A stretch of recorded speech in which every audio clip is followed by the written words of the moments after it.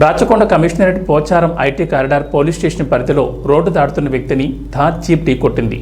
ఈ ప్రమాదంలో మధ్యప్రదేశ్ చెందిన గుడేష్ బోసన్కి గాయాలు కాగా గాంధీ ఆసుపత్రిలో చికిత్స పొందుతూ తెల్లవారుజామున మృతి చెందారు. సీసీ ఫుటేజ్ ఆధారంగా ప్రమాదానికి కారణమైన వ్యక్తిని, వాహనాన్ని పోలీసులు గుర్తించారు. అధికార పార్టీకి చెందిన వ్యక్తులకు సన్నిహితులు కావడంతో విషయం బయటకు రాకుండా పోలీసులు గోప్యంగా ఉంచుతున్నట్లు సమాచారం.